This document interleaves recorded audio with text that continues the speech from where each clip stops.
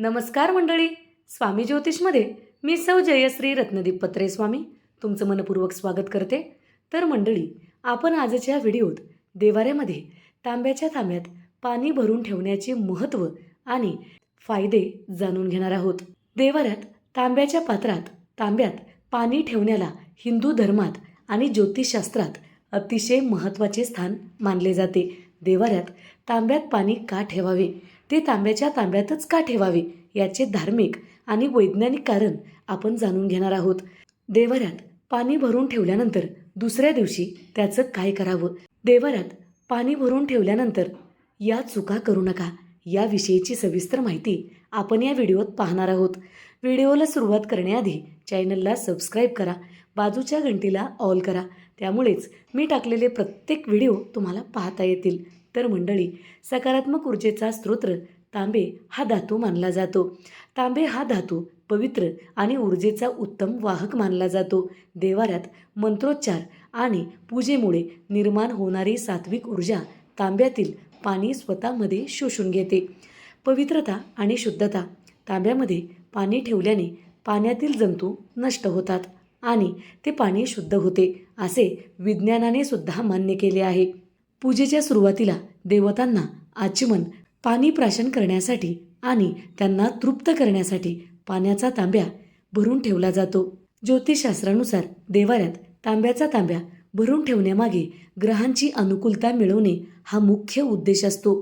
तांबे हा धातू सूर्य आणि मंगळाशी संबंधित आहे. देवाऱ्यात तांब्यात पाणी ठेवल्याने घरातून मंगळदोष आणि सूर्यग्रहाचे अशुभ परिणाम कमी होतात. तांब्यात असलेले पाणी हे चंद्रग्रहाचे प्रतीक मानले जाते. जेव्हा अग्नितत्वाचा तांबा आणि पात्रात जल ठेवणे म्हणजे पाणी ठेवणे हे स्थिर राहते, तेव्हा घरातील वास्तुदोष दूर होतात. यामुळे घरातील सदस्यांची मानसिक स्थिती सुधारते, राग शांत होतो आणि घरात सुख समृद्धी कायम टिकून राहते. त्या पाण्याचे नंतर काय करावे आणि या चुका करू नका, याविषयीची माहिती पाहूया.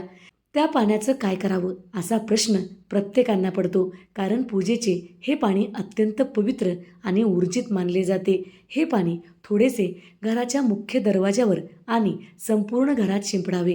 यामुळे घरातील नकारात्मक ऊर्जा नष्ट होते आणि लक्ष्मीचा वास घरात वाढू लागतो.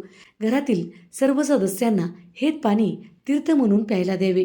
त्यामुळे आरोग्य लाभते आणि सकारात्मक ऊर्जा वाढू लागते. देवाऱ्यात तांब्यात पाणी ठेवताना या चुका करू नका.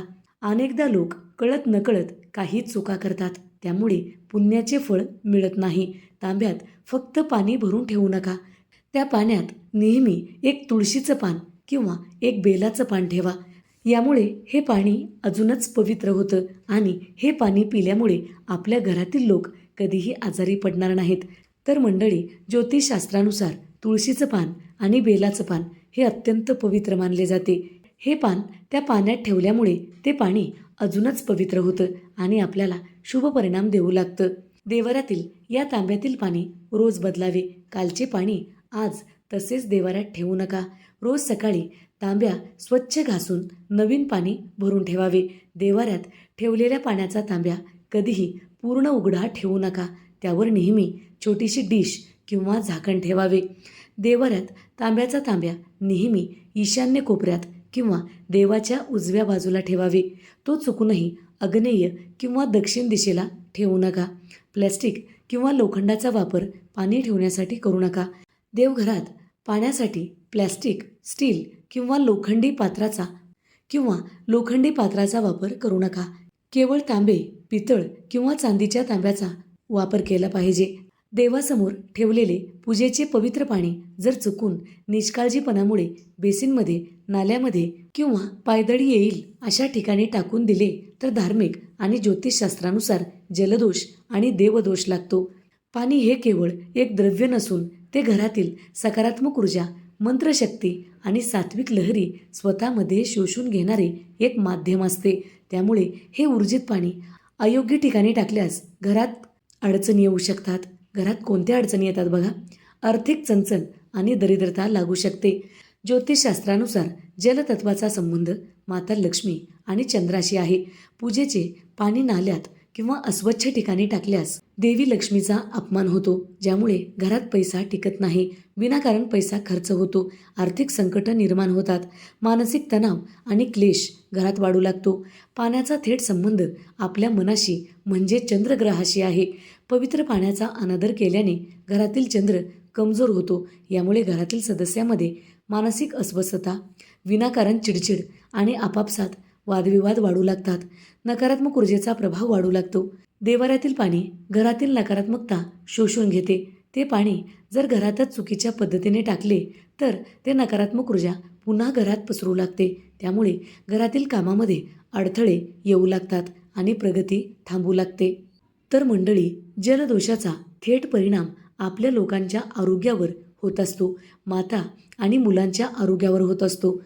जर तुमच्याकडून यापूर्वी या चुका झालेल्या असतील तर मनात भीती बाळगू नका. देवासमोर हात जोडून अज्ञानातून झालेल्या चुकीची क्षमा मागा आणि देवासमोर ठेवलेलं पाणी तुम्ही स्वतः आणि घरातील व्यक्तींना प्यायला द्या. यामुळे घरात सकारात्मक ऊर्जा तर वाढतेच, तर घरात पावित्र्य, सुख, समृद्धी टिकून राहते.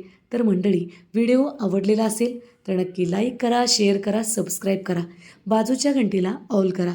त्यामुळेच मी टाकलेले प्रत्येक व्हिडिओ तुम्हाला पाहता येतील. धन्यवाद. हर हर महादेव.